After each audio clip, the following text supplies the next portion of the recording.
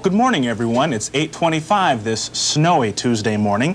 A winter storm warning is in effect today, and we can expect more than 6 inches of snow to land by nightfall. Right now, it's 32 degrees outside, and it is snowing.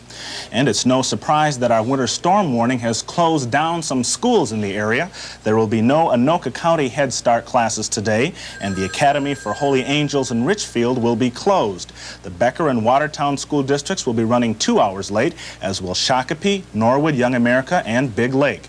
In the Monticello School District, there will be no preschool or kindergarten, and classes in the Mound and Rockford School Districts will be 1 hour late this morning. Minnesota lawmakers go back to St. Paul today to open a special session dealing with the state budget.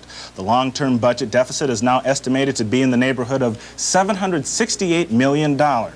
Governor Quee wants lawmakers to slash state spending to make up for the deficit, but some lawmakers are hesitant for fear of what it might do to Minnesota's schools. Very well. I reject the notion that you can cut $770 million out of this budget and not have an adverse impact, a negative impact on the quality of education in this state. It cannot be done, ladies and gentlemen, and I reject that out of hand.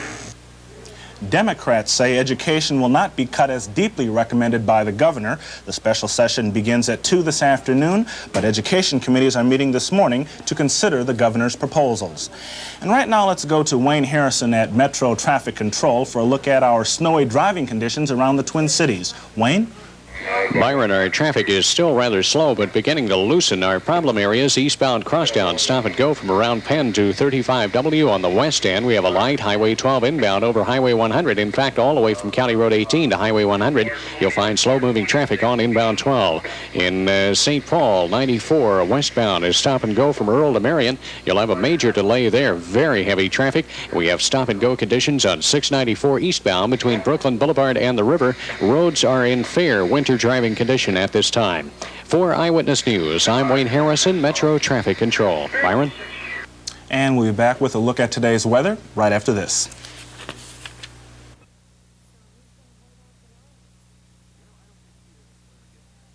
Probably pretty much up to the present, and the present is every bit as exciting as the past, and certainly is more exciting than the future, because we're in the present. We can do something about it. Right now there are several exciting things that are going on in the Variety Club Heart Hospital at the University of Minnesota. Dr. Henry Buckwald is working with an implantable pump which pumps medication directly into the bloodstream, directly into a artery or vein. This has been used in patients, and recently a person had a transplant. It can be used, for example, in a diabetic, where insulin is put into the bloodstream on a second-to-second basis. Rather than getting a shot once or twice or 3 times a day and having a big bump of insulin and then a fall off, this pump will put in a measured amount of insulin every minute round the clock, so that the patient doesn't have these big humps. It's been used for other sorts of hormone treatments. It's been used, one man who came from the east last fall had a problem of clotting. His blood was clotting, and he was blocking his blood vessels. And Dr. Buckwald put this pump in him, and he had a anticoagulant that was put into his bloodstream 24 hours a day. And the man had a miraculous recovery from this fatal problem. And although he's got a pump and he's got to have that reservoir refilled every 2 weeks to a month, he gets around, he's back to work, he's doing fine. Tape time?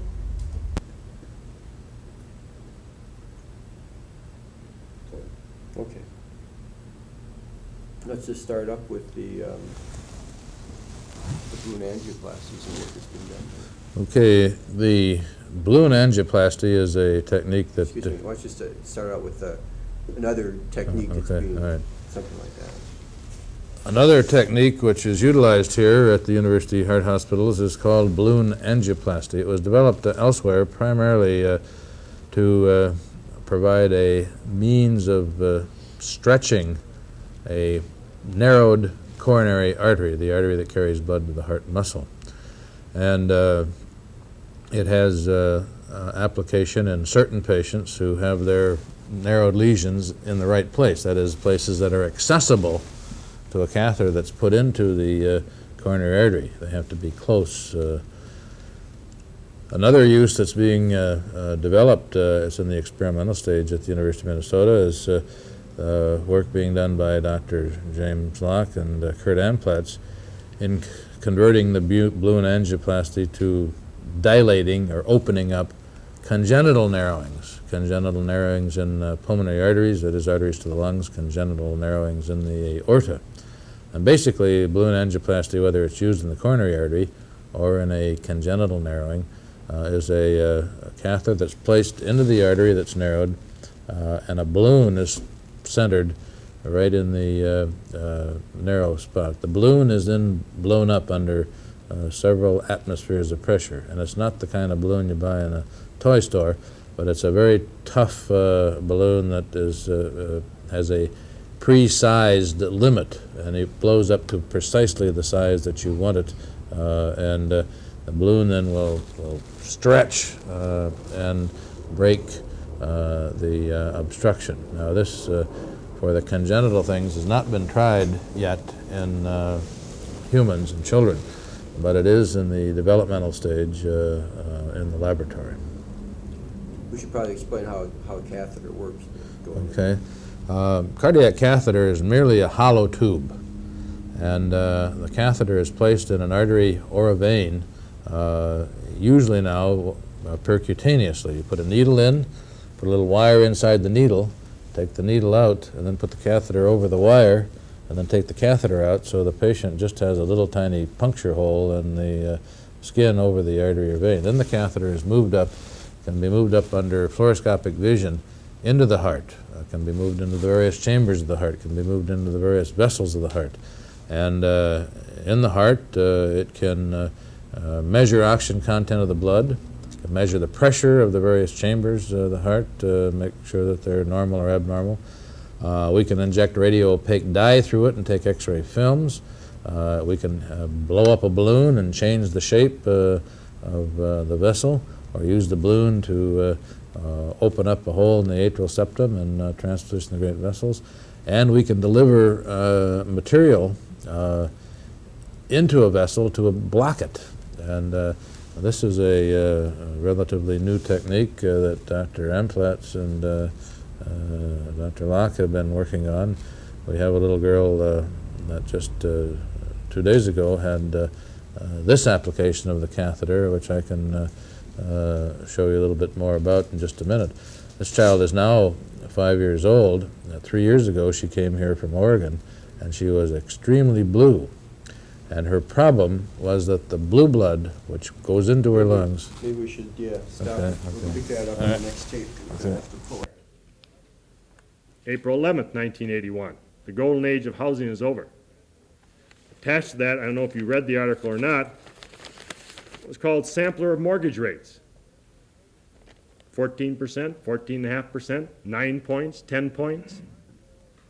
Try and be a first home buyer for $97,000 with those interest rates facing you. Delays was one thing, is now compounded by interest rates to try and get into the home market. Your comp plan. During the period from 1969 to 79, house prices in western Bloomington increased 169%.